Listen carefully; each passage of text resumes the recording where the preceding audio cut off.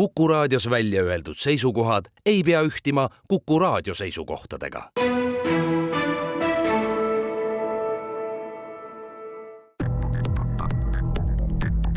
Krimiraadio. Krimiraadio toob teieni Duo 5, tõsieluliste krimilugude kodukanal. Tere taas!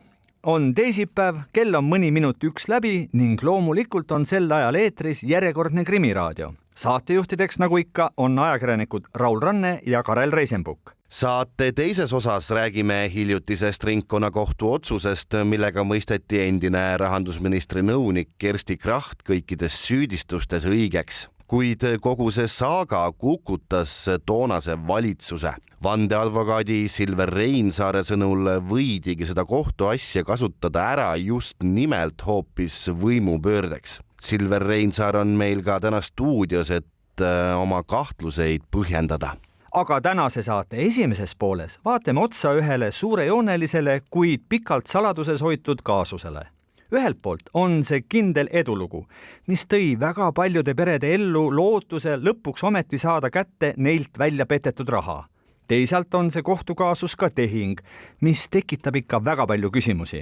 Me räägime rahvusvaheliselt ja väga suure haardega tegutsenud telefonikelmide juhist Artur Jermolajevist, kelle jõuk pettis ainuüksi 2019. aastast kuni 2022. aastani heauskseltelt välja teadaolevalt 100 miljonit eurot. Mees vahistati, mõisteti Eesti kohtus süüdi ning lasti siis 8,5 miljoni euro suuruse kahjuraha maksmise järel vabadusse.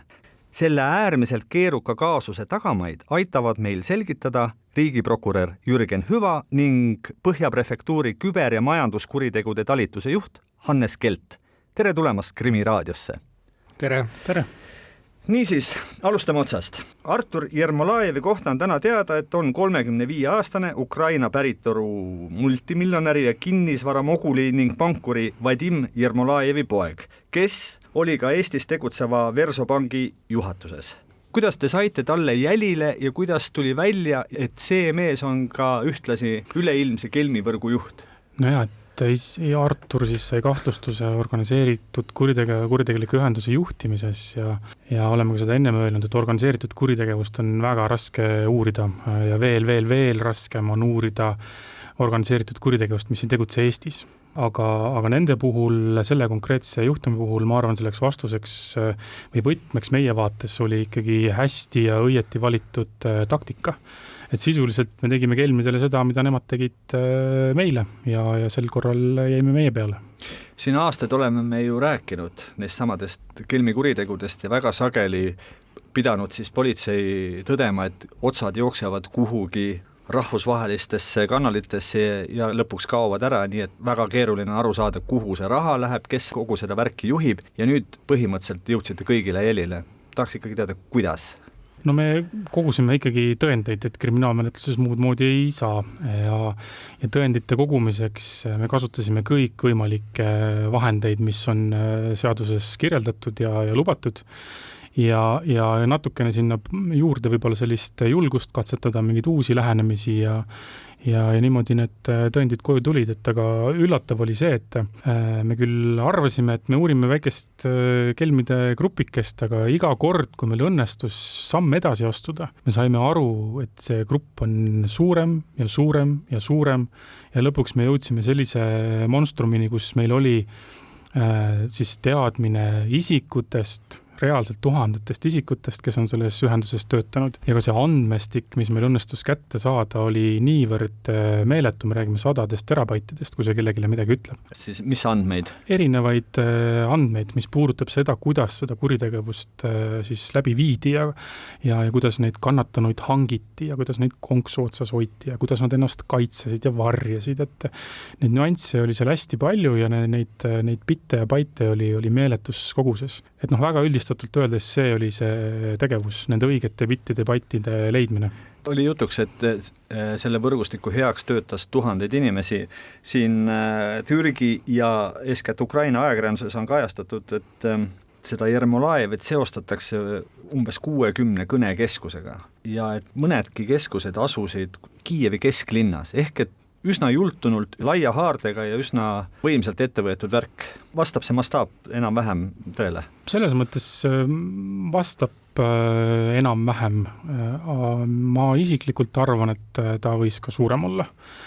Et kui me räägime, et keskelt läbi selline 20–50 oli selline klassikaline kõnekeskuse suurus, siis 60 inimesega ikkagi tuhandeteni ei jõua, et see tugistruktuur seal oli selline tuumik, aga need kõnekeskusi seal ümber oli väga palju. Et ma isiklikult arvan, et neid oli rohkem. Nüüd, kas sellel konkreetsel seltskonnal, mida juhtis too Jermolajev, kas neil oli omad spetsiifilised tooted, omad spetsiifilised nõksud, millega nemad just nimelt Eesti inimestelt raha välja petsid? Eesti spetsiifiline oli see, kuidas nad meieni jõudsid. Nad väga spetsiifiliselt ja väga teadlikult ostsid siis internetis reklaami oma kuritegelikele saitidele just suunitlusega, et Eesti inimestele seda kuvataks. Et nad kindlasti väga teadlikult Eesti suunas, muuhulgas siis Eesti suunas tegutsesid ja see oli selline spetsiifiline. Mis võib-olla veel seda kuritegeliku ühenduse käitumist iseloomustab, oli see tegelikkuses läbimõeldus ja see mastaap, mis seal taga oli. Ja see ei olnud niisugune lihtne, et teeme ühe veebilehe ja proovime inimestele helistada. Et seal oli tõesti väga mitmetasandiline nii-öelda digitaalne kaitse ehitatud peale kõikidele nendele helistajatele, et need ei oleks võimalik väga kergesti avastada. Seal taga oli üle 100 serveri reaalajas töötas selle jaoks, et kõik veebilehed, kõik teenused, mida kannatanutele kuvati, nad laitmatult töötaksid, et kõik need tuhanded isikud, kes kõnekeskustes töötavad, et nemad saaksid väga hästi oma tööd teha. Et see kogu see süsteem oli väga hästi läbimõeldud, kuni selle tuumikprogrammini välja, mis võimaldas siis ikkagi tegelikkuses nende inimestelt see raha varastada. Jürgen Hüvas, see on ju kahtlemata suur edulugu, kordaminek politsei vaates ja prokuratuuri vaates, et saadi nii suur kala kätte, kui nii öelda. Mina tahan küll seda uskuda, et Eesti ajaloos ei ole sellise suunitlusega või sellise etteheitega kuritegu varem menetletud, just ma mõtlen, mis puudutab selliseid masskelmuste toimepanijaid, et me valisimegi siin kindla teadmisega uudse lähenemise, et me saaksime seaduse täie rangusega seda menetleda ja sihtida nii-öelda selle organisatsiooni päid. Nüüd on öeldud või mainitud, et see Jermolajev oli 1/4 suurema organiseeritud kuritegeliku ühenduse liidritest, et seal oli nagu niisugune mitmikjuhtimine. Teistest 3 pole nimega räägitud. Miks neid varjatakse, neid nimesi? Me ei varja seda, me lihtsalt peame austama süütuse presumptsiooni. Tänasel päeval need inimesed ei ole süüdi mõistetud, need ülejäänud 3 juhti, et kui me räägimegi nendest 4 juhtfiguurist, siis igalühel oli väga kindel vastutusvaldkond, et neil olid nii-öelda rollid ära jaotatud ja selliselt see süsteem siis nende juhtimisel toimis. Ja ülejäänud 3 osas me olemegi väljastanud siis üle-euroopalised ja tegelikult ka üle maailma kehtivad vahistamismäärused ja juhul kui nad satuvad nüüd meie võrku nii-öelda, siis nad peetakse kinni ja alustatakse samamoodi nagu Arturiga, see toimus väljaandmisprotsessi, mis siis, ja kui nad antakse Eestile üle, siis meil on võimalus ka nende osas siis lõplikud menetlusotsused kätte saada. Tähendab, need 3 hetkel on veel vabaduses? Need 3 hetkel on veel vabaduses ja eks siis aeg näitab, millal me nendega lõpuni jõuame. Nüüd Harju maakohus mõistis 35-aastase Artur Jermolajevi süüdi selles, et pettis aastatel 2019 kuni 2022 heausklikelt inimestelt välja 100 miljonit eurot. Miks just see ajavahemik? Kas see sama jõuk hiljem ei tegutsenud? Me pidime ühel hetkel kuskile selle joone maha tõmbama, et nagu ka Hannes eelnevalt välja tõi, siis andmemassiiv, mis me juba selle paari aastaga suutsime kätte saada, oli meeletu. Seda oli 100 terabaitides ja selle analüüsimine oli väga ressursimahukas töö. Seega me pidime kuskil selle joone maha tõmbama, et siit me nüüd hakkame seda olemasolevat materjali analüüsima ja seda etteheidet nii-öelda kokku kirjutama ja selle jaoks siis tõendeid kõrvale koguma. Et me lihtsalt muidu tänase päevani eelduslikult tegeleksime alles veel tõendite uurimisega või kogumisega ja selliselt saaks lõputult seda protsessi edasi ajada. Aga see 2019 kuni 2022 on nii-öelda tõestatud, kinnitatud ja kohtus pädev materjal? Seda kinnitab eelmisel neljapäeval tehtud süüdimõistev kohtuotsus ja kuna mõlemad osapooled ehk siis prokuratuur ja kaitsja loobusid edasi kaebeõigusest, siis minule teadaolevalt tänase päevaga see kohtuotsus ka jõustus. Nüüd kohtuandmetel peteti Eestis ligi 500 inimest, kes kandsid kahjusi 5,4 miljonit eurot. Kuidas see number kokku saadi? Esiteks on oluline rõhutada, et see organisatsioon ei ole kindlasti ainukene, kes muuhulgas Eestit ründab. See kuritegevuse liik on üle maailma pandeemia mõõtmeid võtnud ja samamoodi ka eestlasi ründavad erinevad grupeeringud, erinevad rühmitused, nii-öelda kuritegelikud rühmitused ja pundid. Ehk siis see on ainult üks paljudest. See number on hinnanguline, et selle uurimise raames me saime kätte siis nii-öelda nende enda sisemise aruandluse. Ehk siis tehes nii-öelda kannatanu osas tööd, nad tegid nii-öelda teatavaid märkmeid. Märkisid sinna näiteks e-posti, telefoninumbri, mis on siis +372 eristatav ja näiteks ka siis selle välja peetud kahjusumma. Ja selliselt neid nimekirja niimoodi kokku liites, ega neid ei ole ka üks ainuke nimekiri. Neid nimekiri on palju, mis me seal andmestikus on. Et neid nii-öelda kokku liites me oleme siis hinnanguliselt selle suuruse saanud, ennekõike mis puudutab siis seda rahasummat 5,4 miljonit. Hannes Kelt, aga te nõustute, et see konkreetne punt, kus Jermolajev siis oli üks juhtidest, oli ikkagi üks põhilisemaid või suuremaid tegijaid siin sel turul, kui nii võib öelda? Üheselt seda tegelikkuses öelda ei saa, et kogu selle menetluse vältel me vahetasime oma välispartneritega kogu aeg teavet. Et seda kõike, mida meie avastasime ja mida me oleme teada saanud ja samamoodi siis meie kolleegid teistest riikides jagasid meiega informatsiooni. Me saime aru, et need ei lähe kokku. Ja päris mitme riigiga oli niimoodi, et sarnaseid massiivseid menetlusi, ma julgeksin öelda, on kogu aeg Euroopas mitmeid menetluses, mis ei lähe kokku oma vahel.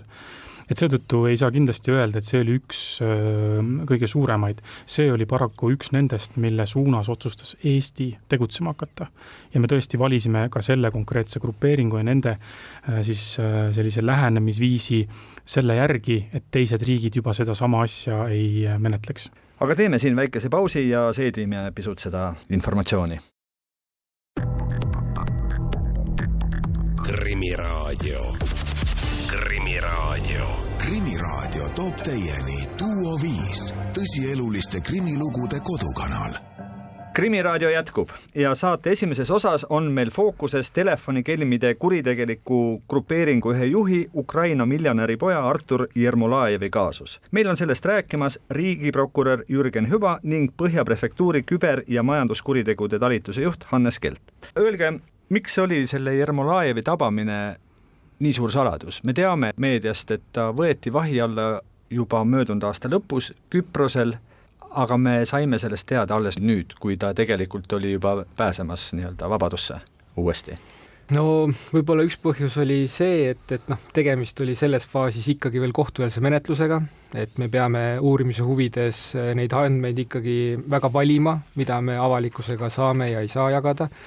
Samamoodi see, et 13 juhtfiguuri olid veel vabaduses, et me peame siis nii-öelda ohjama seda info levikut, et jällegi kaitsta seda menetluse tulemuslikkust ehk siis nendel põhjustel ja vahistamine iseenesest reeglina ei olegi avalik toiming. Nüüd kohus mõistis Jermolajevi 5 aastaks vangi, kuigi lõviosa sellest tingimisi. Seega pääses mitu kuud Tallinna vanglas istunud mees möödunud neljapäeval pärast otsuse kuulutamist taas vabadusse. Kuidas sündis see kokkulepe? Põhimõtteliselt loetud päevad peale tema kinnipidamist Küprosel võeti prokuratuuriga ühendust, tema siis esindajate poolt ehk siis advokaatide poolt ja sooviti koheselt põhimõtteliselt asuda siis läbirääkimistele, et milline see lahendus võiks siis olla. ja järgneva siis paari kuu jooksul me kohtusime korduvalt, prokuratuur ja tema esindajad, ja jõudsimegi siis sellele kokkuleppele, mille siis kohus eelmine nädal kinnitas. Ja need olid üsna intensiivsed läbirääkimised ja selle näitlikustamiseks võib näiteks tuua ka selle, et viimane päev, kui me läbirääkimisi pidasime, siis kellaaeg oli Eesti aja järgi 7:30 õhtul, kui me veel viimaseid asju nii-öelda paika panime ja jõudsime siis nii-öelda üksmeelele nendes põhitingimustes, et milline see kokkulepe võiks siis välja näha. No selle kokkuleppe üks osa on see, et Jermolajev maksab Eestile 8,5 miljonit eurot, millest siis suurem osa läheb kannatanute kahjude korvamiseks. Kuidas jõuti selle kahjuraha osas kokkuleppe, miks just selline number? Ma kõigepealt täpsustan seda summat, et mitte, et ta ei maksa, vaid see on juba makstud. Et see summa kanti enne, kui me nii-öelda kokkuleppe paberile allkirjad panime ja selle sõlmisime ametlikult, juba enne seda oli see summa märtsi lõpu seisuga prokuratuuri deposiidikontole kantud. See on makstud? See on makstud. See on reaalselt ja tänaseks päevaks on see läinud Riigiomandisse. Ja nüüd selle rahaga ongi meil võimalik hüvitada siis nendele inimestele kahju, kes tema juhitud organisatsiooni poolt pihta said. Miks selline summa? See summa arvestab siis ennekõike seda, milline oli Eesti inimestele hinnanguliselt tekitatud kahju, see on siis see 5,4 miljonit ja me leidsime, et see summa peab olema veel suurem, et seal oleks ka selline täiendav karistuslik mõju sellele. Ja miks me sellise kokkuleppega nõustusime, oligi see, et meil oli kaalukausil 2 varianti. Kas me lähme pikka menetluse teed, saame eedluslikult süüdimõistva otsuse ja saame ta pikaks ajaks vangi. Aga see lahendus oleks tähendanud seda, et sellist rahasummat ei oleks keegi näinud, ei Eesti riik, ei ükski kannatanu. Teisel pool olidki need sajad ja sajad inimesed, kes on tema poolt aastate jooksul pihta saanud. Ja meie jaoks olid need inimesed olulisemad kui see teadmine, et ta nüüd veedab ka riigi kulul jällegi teatud aastad kuskil vanglas. Et me tegime seda nende inimeste pärast, kes antud juhul said tema organisatsiooni käest kannatada. Kokkuleppe üks osa oli ka see, et mees saadetakse Eesti riigist välja ja ta ei tohi siia naasta 10 aasta jooksul, nagu ma aru saan, jah. No, kokkuvõttes võib ikkagi öelda, et miljonäri või multimiljonäri pojale mitte liiga karm karistus või te vaidlete vastu? No Eestis on see siiski ikkagi pretsedenditu kaasus ja tulemus, et minule teadaolevalt ei ole ühegi süüdimõistva otsusega reaalselt sellist summat koheselt nii-öelda kätte saadud. Jah, on võib-olla küll mingid suuri summasid nõudena välja mõistetud, aga ma ei tea, võtame siin minevikust Aavo Viioli näite, kes tänase päevani kulkale tasub sentide kaupa neid miljoneid tagasi.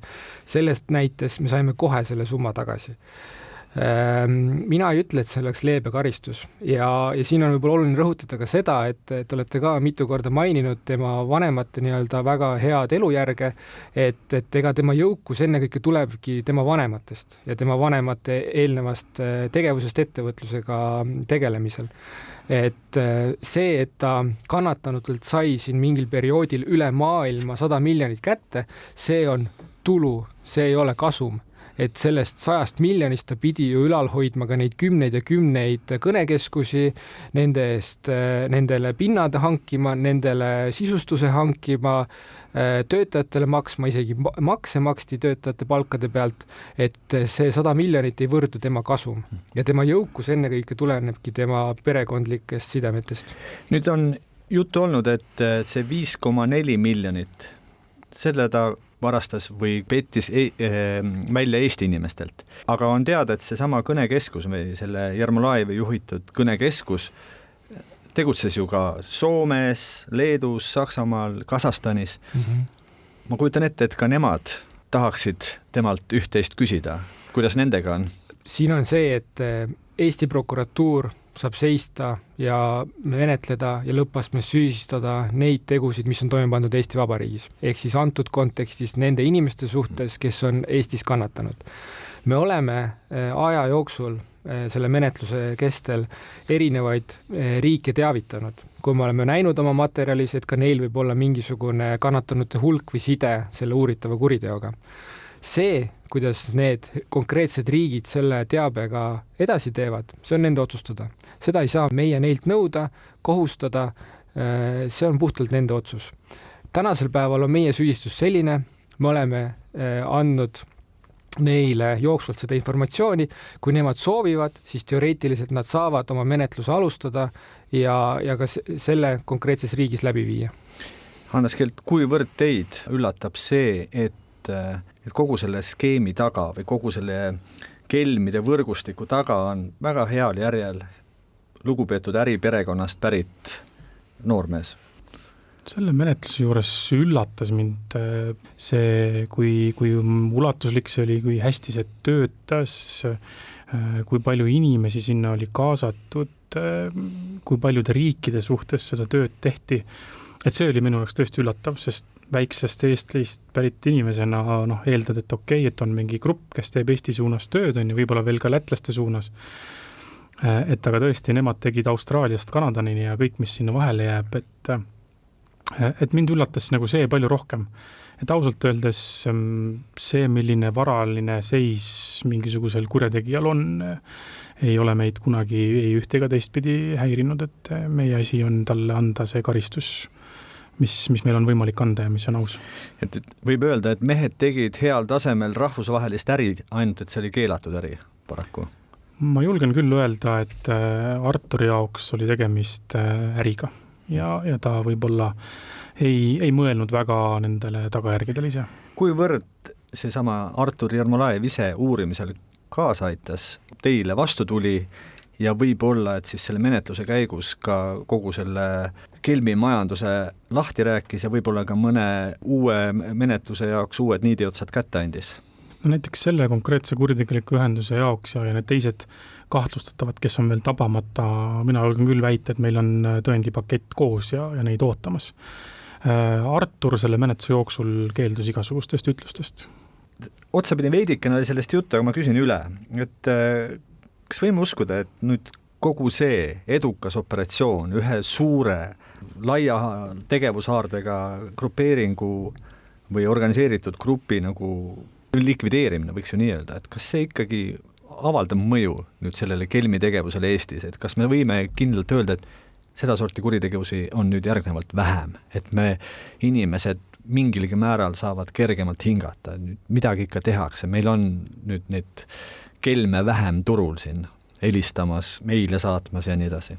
No Artur ei helistanud mitte ühelegi kannatanule ega saatnud meili ega ühtegi chatti, et temal oli ikkagi sellise korporatsiooni vedamise, tulevikuvisioonide, laiendusplaanide vedamise roll, kui nii võib öelda, et tema kinnipidamine seda ei muuda ja ma ütlen seda täitsa nagu ausalt, et organisatsioon töötab edasi isegi? Me ei oska seda täpselt öelda, sellepärast, et kui Jürgen mainis, et 2022 oli see hetk, kus me otsustasime, et me peame selle tõendite nii-öelda kogumise, täiendava kogumise lõpetama, et üheks suureks põhjuseks tegelikkuses 2022 oli ikkagi ka Ukrainas alganud täiemahulise sõja osa, et seda ei tohi nagu alahinnata. Ja see oli ka meie jaoks see oluline asi, et me saime aru, et me rohkem ilma Ukraina kolleegide abita koguda ei saa. Tol hetkel oleks olnud, ma arvan, üsna kole nende käest nõuda mingite inimeste ülekuulamist olukorras, kui nad oma kodumaad kaitsesid. Ja seetõttu tol hetkel sai meie jaoks see joon tõmmatud. Jürgen Hüva, mis te ütlete neile kriitikutele, kes ütlevad, et ikkagi liiga lihtsalt lasite suure kala minema? See 8,5 miljonit ja lubadus Eestisse enam mitte tulla 10 aasta jooksul, et see on siiski natuke vähevõitu.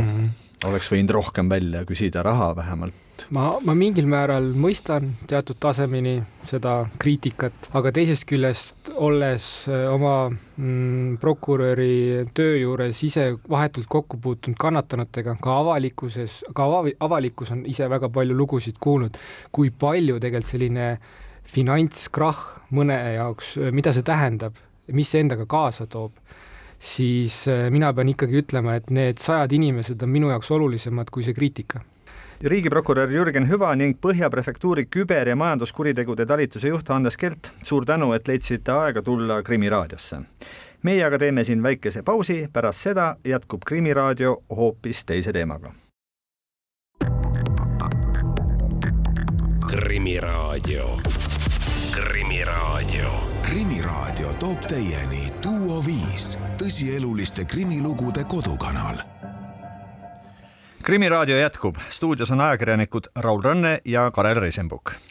Nagu lubatud, siis vahetame nüüd teemat. Möödunud neljapäeval, kui nõiad valmistusid luudade seljas madallende tegema, tuli Tallinna ringkonnakohtust ka üks kohtuotsus, millega endine rahandusministri nõunik Kersti Kracht ja tema kaaskohtualused jäid süüdistustes õigeks. Nimelt jättis ringkonnakohus siis muutmata Harju Maakohtu mullu 31. märtsil tehtud otsuse osas, millega mõisteti Kersti Kracht, ärimehed Hillar Teder ja Toomas Tamm õigeks altkäemaksus süüdistuses ning Jüri Põld õigeks altkäemaksu kuriteole kaasaaitajana. Samuti jäi muutmata maakohtu otsus osas, millega mõisteti Kraht, Teder ja Põld õigeks rahapesu kokkuleppe süüdistuses ning Põld õigeks relvade ebaseadusliku käitlemise süüdistuses. Samuti tühistas ringkonnakohus maakohtu otsuse Krahti süüdi mõistmisest toimingupiirangu rikkumises suures ulatuses. Meeletuletuseks kuulajatele, siis see oli sisuliselt kriminaalmenetlus, mis tõi endaga kaasa valitsuse kukkumise ja jõujoonte ümbermängimise Riigikogus. Nii kirjutab vandeadvokaat Silver Reinsaar, kellel on selle menetluse kohta tekkinud ka hulk küsimusi. Vallessi büroo vandeadvokaat Silver Reinsaar on täna ka meil Krimiraadio stuudios külas. Tere tulemast Krimiraadiosse, Silver! Tere päevast! Silver Reinsaar, kõigepealt vast on paslik küsida, et kas ja kuidas teie ise olete selle menetlusega seotud? Minul selle menetlusega sisuliselt igasugune kokkupuude puudub, et ei ole ma ühtegi isikut, mul ei ole selles mõttes mingisugust muud kokkupuudet, kui ainult see, et ma lugesin seda kohtuotsust ja siis mul tekkis selline tunne, et ma tahan midagi arvata. No just see viibki mind tegelikult järgmise küsimuseni, et miks üks piisavalt hõivatud vandeadvokaat, kellel pole selle kaasusega endal mingit otsest puutumust, võtab ette selle 150 leheküljelise ringkonnakohtu otsuse ja loeb selle vabadel päevadel otsast lõpuni läbi. Professionaalne kretinism või? Üldiselt on tegelikult niimoodi, et ma loen kogu aeg kohtuotsuseid, et ma olen seda väga pikka aega teinud juba tükk maad enne seda, kui ma üldse ülikooli juuraõpinguid alustasin. Et ma juba olen kogu aeg, ma olen kohtuotsuseid ja see on vajalik lihtsalt selle jaoks, et iseenda vormi hoida. Nagu me siin sissejuhatuses mainisime, te oma arvamusartiklis, hiljuti ilmunud arvamusartiklis ka mainisite, et too kaasus, too kohtuasi tõi kaasa valitsuse vahetuse. Nüüd, kui tohib, ma paluksin, et kuulajatele pisut selgitaksite kogu selle nii-öelda kaasuse oma olemust. Milles asi? Tegemist oli siis sellise kriminaalmenetlusega, kus alustati avalike menetlustoimingutega 12. jaanuaril 2021. Ja sellel päeval siis toimusid menetlustoimingud muuhulgas selliste isikute nagu Hillar Teder, Kersti Kracht, aga samuti ka siis Keskerakonna peasekretäri Mihhail Korbi osas ja toimusid ka mitmetes riigiasutustes menetlustoimingud. Ja sellel päeval, kas nüüd sellel samal päeval või selle järgmisel päeval, ma seda nii detailselt hetkel ei meenu mulle, oligi siis tegemist olukorraga, kus Jüri Ratas astus tagasi peaministri kohalt. Kogu selles meediakajastuses, mis tollel päeval oli, see oli ju selles mõttes ju suur meediaskandaal või selline meedia, uudiseid tuli seal järjest ja pidevalt ja palju, siis selle menetluse kirjeldus oligi siis selline, et kinni on peetud Keskerakonna peasekretär Mihhail Korb, siis üks ettevõtja ja ühtlasi siis ka see ettevõtja nimi oli seal toodud ja et on kinni peetud ka rahandusministri nõunik Kersti Kracht. Ehk siis ma saan aru, et loogiline või normaalne ongi järeldada, et see põhjus, miks seal loetud tundide või võib-olla oli järgmine päev, kui Jüri Ratas tagasi astus, et seal kindlasti siis Jüri Ratast briefiti nii siis nende asjaolude osas, mis puudutasid siis Keskerakonnale ja Mihhail Korbile esitatud kahtlustust, aga ma julgen arvata või eeldada, et ka enda valitsuse rahandusministri nõunikuga seonduvat asjaolude osas vähemalt mingisugusel määral oli peaministri kurssi viidud. No ringkonnakohus otsustas, et ikkagi Kersti Krachti süüd mitte üheski süüdistuse punktis ei tuvastatud. No umbes pool tundi tagasi lõppes ka Kersti Krachti ja Martin Helme ja Oliver Nääsi pressikonverents, kus siis kogu see süüdistus veel omakorda peale ringkonnakohtu ikkagi maa alla põhimõtteliselt tambiti. Aga teie, Silver Reinsaar, ütlete, et selle lahendi tähelepanuväärse moment pole üldse mitte selle lõppjärelduses. Milles siis on? Selle lahendi tähelepanuväärseim punkt või moment on selles, et kuidas ringkonnakohus on, mida siis ringkonnakohus on tuvastanud prokuratuuri tegevuses. Ja kui nüüd seda kohtuotsust vaadata, siis selles on läbivalt esitatud seisukoht prokuröri seisukohtade osas, mida on siis peetud meelevaldseteks, ebaloogilisteks, eksitavateks ja asjas kogutud tõenditega siis selges vastuolus olevaks. Et see kohtuotsus, siin on kuskil suurusjärk 10-15 momenti, kus on ikkagi väga konkreetselt öeldud, et see, kuidas prokurör tõendeid esitab, et see on siis kas eksitav, meelevaldne, on nii-öelda on sellised seisukohad, mis viitavad nagu sellele, et tegelikult on prokuratuur selle asja kohtusse saatmisel, vähemalt sellised viited on, et on tuginenud oletustele. Ja see tuleb just sellest välja, et kui kohus on siis tuvastanud, et seisukohad on näiteks vastuolulised, siis see viitabki sellele, et tegelikult prokurör ei lähtu mitte tõenditest, vaid ta lähtub sellest, missugune on tema nii-öelda oletus või järeldus või mõte selle pinnalt, mida ta siis on tõenditena kogunud. Ja nüüd see, mis on nüüd kohtuotsusest tuleb välja, on just see, et on jõutud siis, prokurör on jõudnud siis vastuolulistele seisukohtadele või siis tõenditega vastuolus olevatele seisukohtadele. Ja just see viitabki, et ta ei olegi tuginenud mitte tõenditele, vaid ta on tuginenud oletustele. Ja oletustele ei peaks vist prokurör kohtusse asja saates tuginema. Ma ei tea, olete te lugenud enne nii hävitavat hinnangut prokuratuuri tööle mõnest kohtuotsusest? Olen küll tegelikult, et ei ole tegemist selles mõttes esmakordse võimalusega või esmakordse momendiga, kus on siis midagi analoogset olnud, küll aga mitte sellise tähelepanu all olnud asjas, et neid asju ikkagi aeg-ajalt on olnud, aga nüüd see konkreetne menetlus nagu selles mõttes erineb, et siin on see väga selline laiapõhjaline, ma ütleksin selle kohta. Mida me nüüd järeldama peame, kas prokuratuur mõtles oma peas või siis ütleme konkreetne prokurör mõtles oma peas välja mingisuguse loo, mida siis üritas kõik võimalike kaudsete tõenditega kinnitada ja siis selle pinnalt siis esitada mingisugune kahtlustus või siis ikkagi tõlgendati olukorda lihtsalt valesti, et seal mingisugust pahatahtlikkust iseenesest polnudki, aga lihtsalt olid valel teel ja ei suutnud sealt teelt enam kõrvale või tagasi astuda? No sellele küsimusele vastamine eeldaks seda, et ma peaksin nägema Taavi Perni pea sisse, eks ole, prokurör Perni pea sisse. No ometi mingit mustrit selle kõike lugedes ikkagi märkasite, et mis pidi või mis hetkest alates asi hakkas mööda minema? Sellest otsusest on näha, et see on üsnagi läbiv olnud, et ütleme niimoodi, et mul ei ole põhjust ja mul ei ole ühtegi tõendit, kindlat, mul ei ole ühtegi otsest tõendit siis selle kohta, et siin oleks olnud siis algusest lõpuni tegemist pahatahtlikkusega.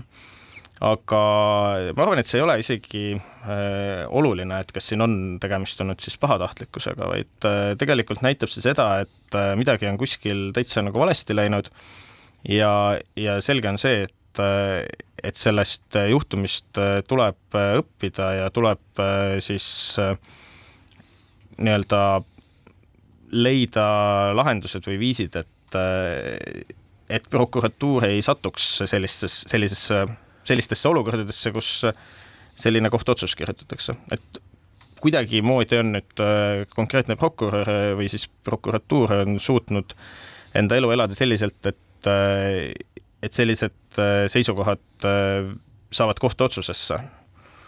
Nüüd, kui see oleks nii-öelda reajuhtum, siis oleks ju tõepoolest paslik öelda, et on vaja õppida nendest vigadest ja teha järeldused ja minna edasi. Aga see on nüüd juhtum, mille tagajärjel või kaasus, mille tagajärjel siis ikkagi valitsus lagunes ja tuli asemel uus valitsus ehk toimus tegelikult ju otsustav pööre riigi valitsemises. Ehk et see on ikka väga ränk möödapanek. Mida või kuidas teile tundub? Mis sellest kõigest siis ikkagi arvata selles olukorras? No ma ütlen niimoodi, et me tänasel päeval oleme selles punktis, et kus võib-olla sellele minevikule tuleks vaadata otsa pigem läbi tuleviku prisma. Et ma ei ole enda olemuselt süüdistaja, et ma ei soovi kedagi siin tagantjärgi hakata tänitama, et kes kus mida on valesti teinud, et pigem ongi nüüd küsimus selles, et kuidas seda olukorda, kuidas sellest olukorrast õppida, kuidas sellest teha õiged järeldused, et ma arvan, et sellest, et kuidas üldse nagu tõenditest peaks aru saama või kuidas tõenditega peaks ümber käima, et see on üks moment, mida võiks proovida harjutada. Ja teine asi, mis ma arvan, et mida siit võiks nagu õppida, võiks olla see, et tõepoolest, mida ka öeldi sellel pressikonverentsil, et tuleks tõepoolest uurimise ja süüdistuse funktsiooni kandmise funktsioonid prokuratuuris eristada ja see tegelikult on just siit selle sama konkreetse otsuse pinnalt on see tegelikult tuleb päris hästi välja, et kui me räägime mingisuguse kuriteo uurimisest, eks ole, me räägime sellest, et meil on uurija, kellel on tekkinud kahtlus, et leiab aset korruptsioon, siis see, et selle uurimise käigus ja selle uurimise juhtfiguurid, et nad arutavad, et millised, mis on nagu loogiline, et kuidas need sündmused võivad olla aset leidnud, siis seal punktis või selles kohas ongi täiesti loogiline, et toimuvad ka oletamised, sest et sa pead nagu mõtlema, et mis siin nagu loogiline võib olla ja seda, see on nagu täiesti aktsepteeritav. Küll aga nüüd, kui on see küsimus, et kui hakatakse nagu asjaga kohtusse minema või ka on kohtumenetlus või siis siin antud juhul lausa ka apellatsioonimenetlusse jõutakse nende samade oletuste põhjal, mis on siis tekkinud selles nii-öelda algse uurimise faasis, siis juhtubki täpselt selline olukord, et kus sellel prokuröril on tõenäoliselt üsna keeruline nagu eristada enda peast seda, et mis on olnud tema oletus, millele ta on justkui nagu siis saanud võib-olla mingisugused toetavad tõendid juurde ja mis on nagu see, mille kohta tal tegelikult on tõendid. Et kohtuotsust on see nagu selles mõttes suurepäraselt näha, et kuidas on näha see, et kuidas kohus selgitab, et prokurör on ebaõigel teel, tema seisukoht on vastuoluline ja nüüd siis on kohus võtnud ette üksnes tõendid ja nende pinnalt siis enda analüüsi teinud.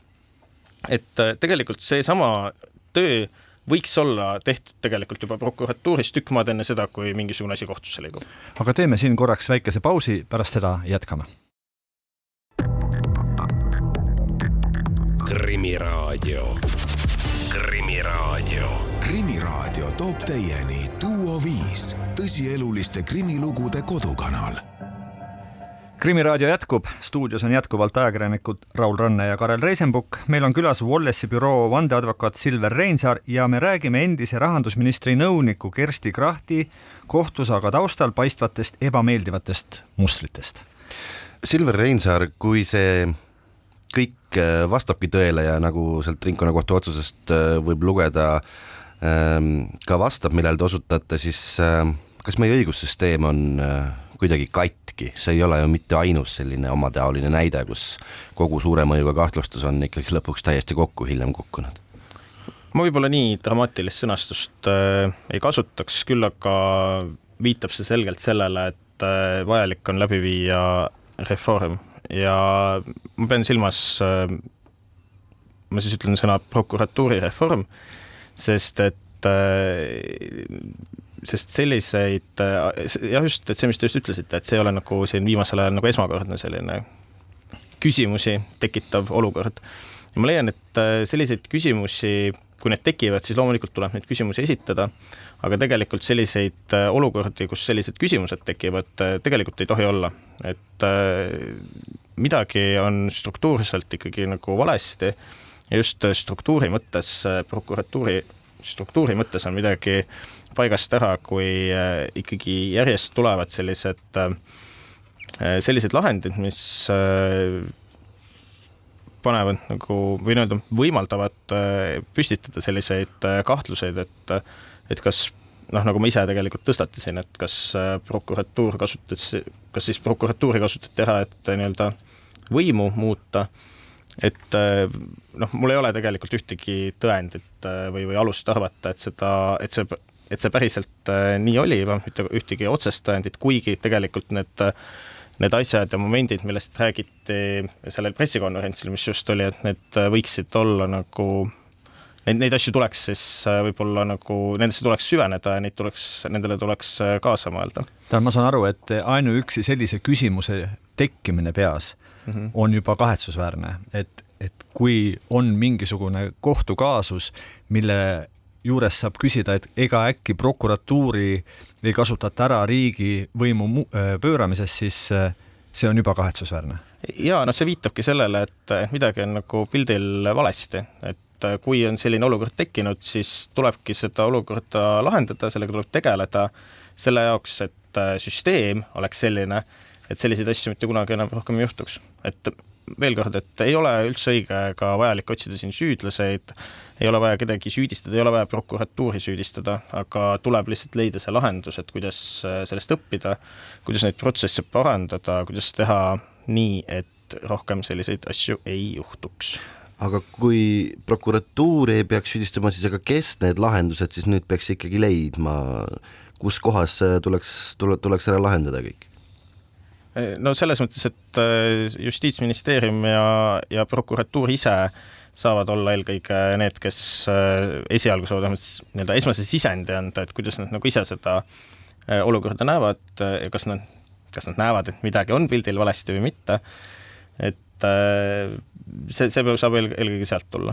Oma arvamusloos ütlete, et asi vajab Riigikogu kiiret ja otsustavat sekkumist. Mida te sellega silmas pidasite? No ma pean seda silmas, et seadusandlikult näib olema midagi paigast ära, et ma saan aru, ma toongi nagu selle, ma ütlen, et Riigikogu ja Justiitsministeerium peaksid nagu selle sisendi andma, aga teistpidi tegelikult peaks samal ajal ka parlamendis toimuma vastav diskussioon ja vastavat nii-öelda võib-olla mingi eelnõu võiks algatada parlament, eks ole, aga et loomulikult tuleb ka need kaasata sellesse seadusloome protsessi nii prokuratuur kui ka Justiitsministeerium, aga eelkõige, kelle vastutus see on, see ei ole prokuratuuri ja Justiitsministeeriumi vastutus, see on Riigikogu ja Riigikogu liikmete vastutus.